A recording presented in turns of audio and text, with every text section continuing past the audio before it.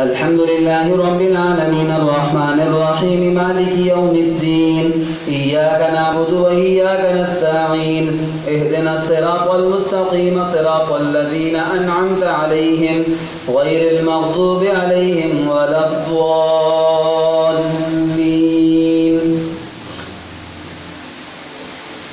سل بني إسرائيل كم آتيناهم من آية بينة ومن يبدل نعمة الله من بعد ما جاءته فإن الله شديد العقاب.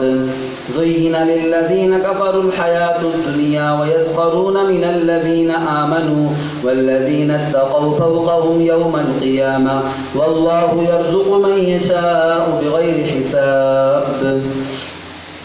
كان الناس أمة واحدة فبعث الله النبيين مبشرين ومنذرين وأنزل معهم الكتاب بالحق ليحكم بين الناس فيما اختلفوا فيه وما اختلف فيه إلا الذين أوتوه من بعد ما جاءتهم البينات بغيا بينهم فهدى الله الذين آمنوا لما اختلفوا فيه من الحق بإذنه والله يهدي من يشاء إلى صراط مستقيم.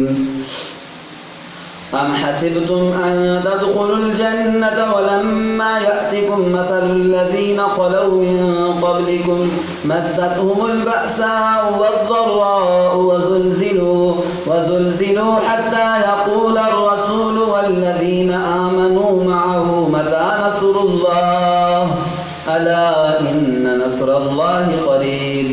يسألونك ماذا ينفقون قل ما أنفقتم من خير فللوالدين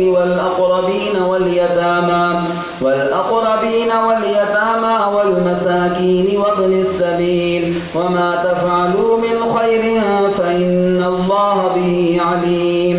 كتب عليكم القتال وهو كره لكم وعسى أن تكرهوا شيئا وهو خير لكم وعسى أن تحبوا شيئا وهو شر لكم والله يعلم وأنتم لا تعلمون. الله أكبر.